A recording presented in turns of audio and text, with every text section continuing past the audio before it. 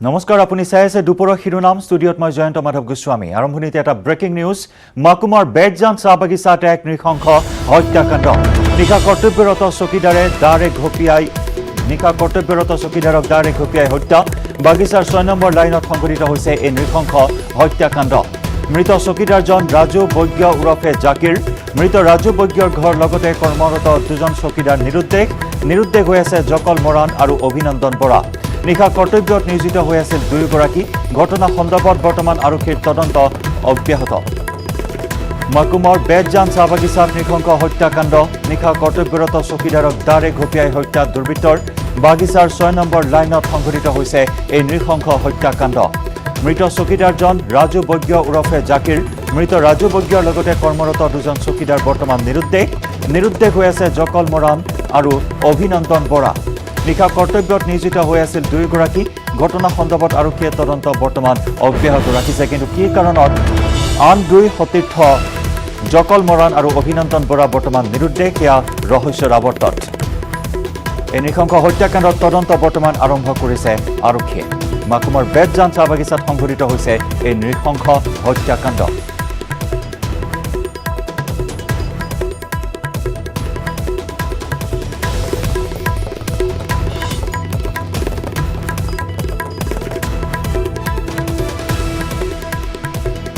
ৰাজু বৈজ্ঞ ওৰফে জাকিৰ নামৰ এজন চকীদাৰক অতি নৃশংসভাৱে হত্যা কৰা হ'ল কিন্তু কি কাৰণত হত্যা কৰা হ'ল চকীদাৰজনক সেয়া সকলো বিষয় বৰ্তমান ৰহস্যৰ আৱৰ্তত আৰক্ষীয়ে ৰহস্য উদ্ঘাটন কৰিবলৈ বৰ্তমান তদন্ত আৰম্ভ কৰিছে সমগ্ৰ বাগিচা অঞ্চলত তীব্ৰ চাঞ্চল্য বিৰাজ কৰিছে এই নৃশংস হত্যাকাণ্ডক কেন্দ্ৰ কৰি ধাৰাবাহিকভাৱে ৰাজ্যৰ বিভিন্ন প্ৰান্তত সংঘটিত হৈ আহিছে নৃশংস হত্যাকাণ্ড নুনমাটিৰ চাঞ্চল্যকৰ হত্যাকাণ্ডৰ পিছত আন এক নৃশংস হত্যাকাণ্ড এইবাৰ সংঘটিত হ'ল মাকুমৰ বেদজান চাহ বাগিচাত দাৰে ঘপিয়াই হত্যা কৰা হ'ল নিশা কৰ্তব্যৰত অৱস্থাত থকা এই চকীদাৰজনক বাগিচাৰ 6 নম্বৰ লাইনত সংঘটিত হৈছে এই বৰ্বৰ নৃশংস হত্যাকাণ্ড ৰাজু বৈজ্ঞ ওৰফে জাকিৰ নামৰ কৰ্তব্যত নিয়োজিত চকীদাৰজনক দাৰে ঘপিয়াই হত্যা কৰিলে দুৰ্বৃত্তই সমগ্ৰ ঘটনা বৰ্তমান ৰহস্যৰ আৱৰ্তত সোমাই পৰিছে কিয়নো সেই সময়ত জাকিৰৰ সৈতে আছিল আন দুজনকৈ সতীৰ্থ সহযোগী চকীদাৰ আৰু দুই সহযোগী চকীদাৰ জকল মৰাণ আৰু অভিনন্দন বৰা হত্যাকাণ্ড সংঘটিত হোৱাৰ পিছৰে পৰা বৰ্তমান নিৰুদ্দেশ হৈ আছে নিশা কৰ্তব্যত নিয়োজিত হৈ আছিল আন দুয়োগৰাকী এই ঘটনা সন্দৰ্ভত বৰ্তমান আৰক্ষী ঘটনাস্থলীত উপস্থিত হৈ সোধা পোছা চলাই থকা হৈছে আৰু তদন্ত বৰ্তমান অব্যাহত ৰাখিছে যদিও দুৰ্বৃত্তৰ কোনো সন্ধান এই পৰ্যন্ত লাভ কৰিবলৈ সক্ষম হোৱা নাই আনহাতে নিৰুদ্দিষ্ট দুই চকীদাৰৰো সন্ধান লাভ কৰিব পৰা হোৱা নাই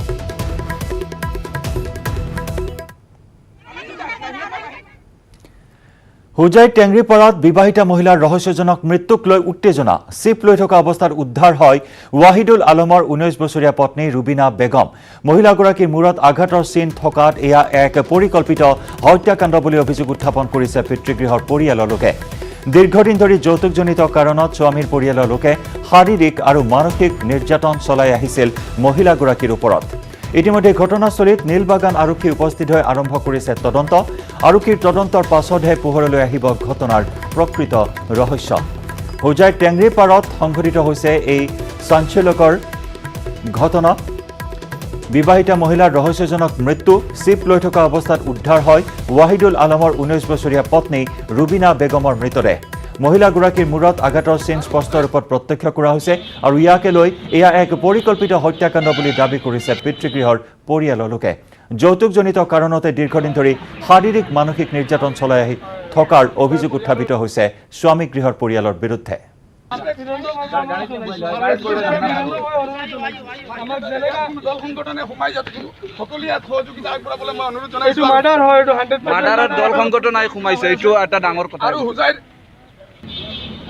তিনিদিন ধৰি তেওঁলোকৰ ঘৰত স্বামী স্ত্ৰীৰ মাজত বা পৰিয়ালৰ তেওঁ আৰু তেওঁৰ ননদ আৰু শাহুৰীৰ লগত কাজিয়া বিবাদ হৈছিল বুলি যোৱাকালি তেওঁ ফোনযোগে তেওঁ পৰিয়ালৰ লোকক অৱগত কৰাইছিলে কিন্তু আজি ৰাতিপুৱা হঠাৎ প্ৰায় 7 মান বজাত স্থানীয় এই তেওঁৰ ৱাহিদুল আলমৰ ঘৰৰ ওচৰৰ প্ৰত্যক্ষদৰ্শীৰ শুনামতে তেওঁলোকে আমাক জনাইছে যে ছোৱালীজনী চিপজনী লগাই ওলমি থকা বুলি গম পাইছিল তেওঁ আজি কিছুদিন পৰা শ্বশুৰ ঘৰৰ পৰা তেওঁলোকে দেহেজ পত্ৰ আৰু কিছুমান বস্তুৰ দাবী কৰি আছে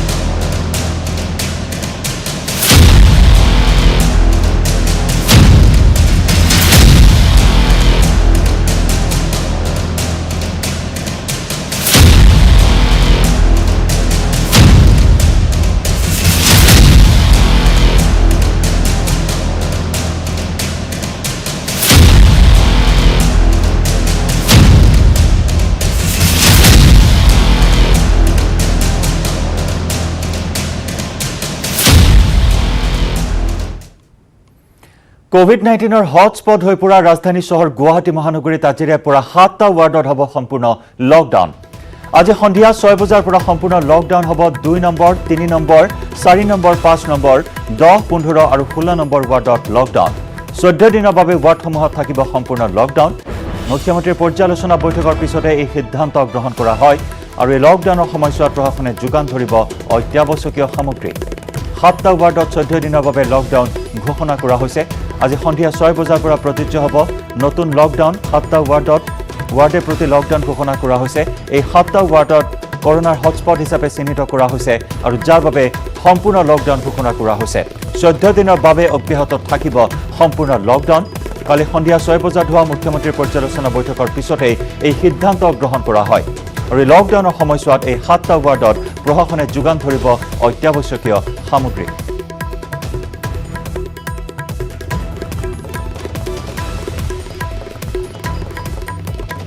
আৰু ইফালে কোভিড-19 হটস্পট হৈ পৰিছে ফাঁচী বজাৰ। গুৱাহাটী মহানগৰীৰ ব্যৱসায়িক ৰাজধানী ফাঁচী বজাৰত কিন্তু এই পৰ্যন্ত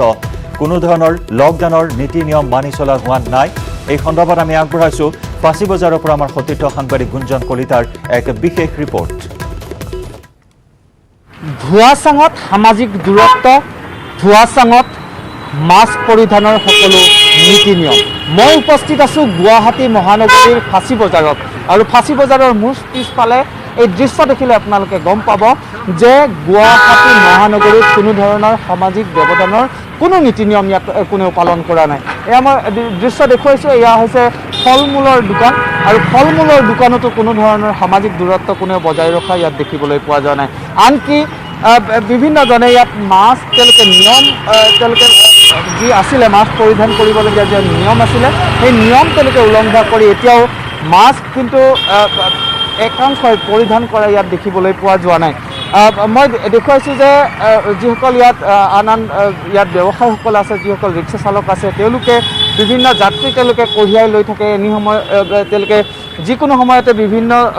যাত্ৰী তেওঁলোকে কঢ়িয়াই লৈ যায়, কিন্তু তেওঁলোকে কোনো ধৰণৰ মাস্ক পৰিধান কৰা ইয়াত দেখিবলৈ পোৱা যোৱা নাই। আনফালে যদি মই দৃশ্য দেখুৱাওঁ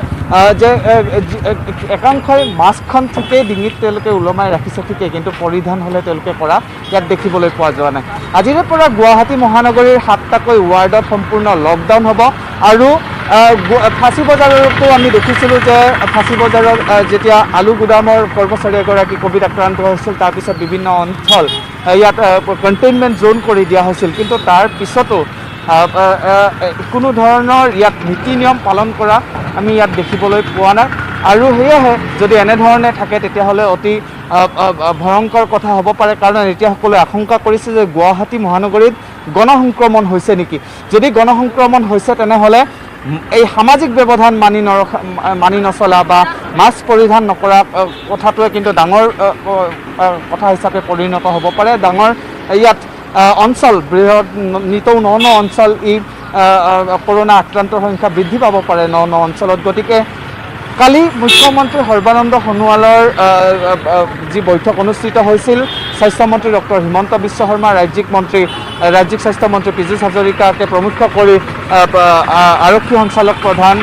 উপায়ুক্ত আদিৰ লগত যি বৈঠক হৈছিল, তাত এটা কথা কোৱা হৈছে যে যিসকলে এতিয়াৰে পৰা সামাজিক ব্যৱধান যিসকলে নাৰাখিব, যিসকলে এতিয়াৰে পৰা মাস্ক পৰিধান নকৰিব, তেওঁলোকৰ ক্ষেত্ৰত কঠোৰ ভূমিকা বা কঠোৰ হ'ব লাগিব আৰক্ষী আৰু প্ৰশাসন। কিন্তু ফাঁচী বজাৰত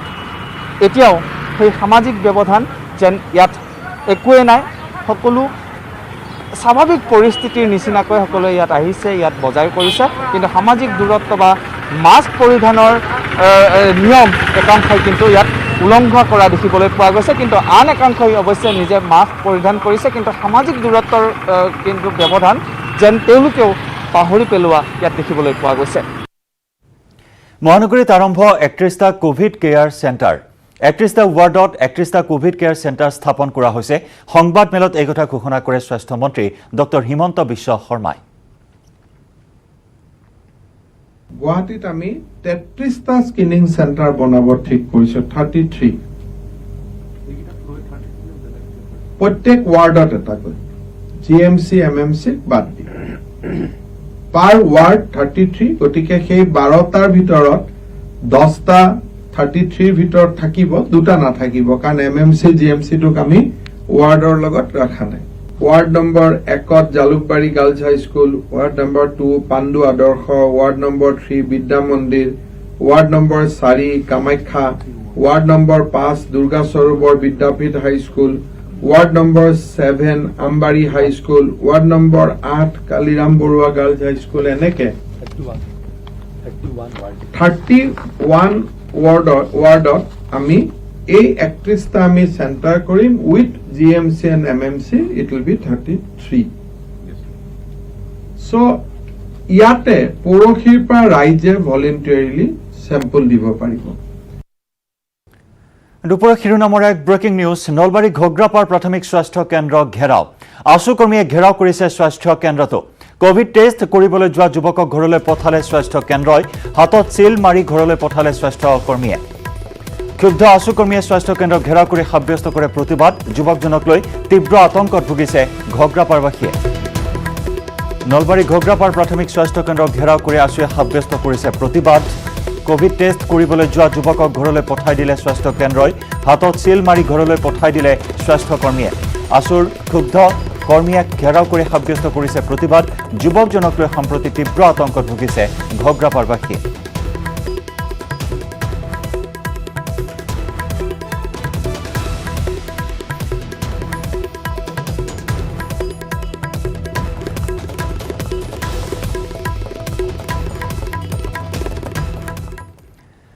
সৰ্বোচ্চ ন্যায়ালয়ৰ অনুমতিৰ পাছতে ঐতিহাসিক পুৰীত আৰম্ভ হ'ল জগন্নাথ ৰথযাত্ৰা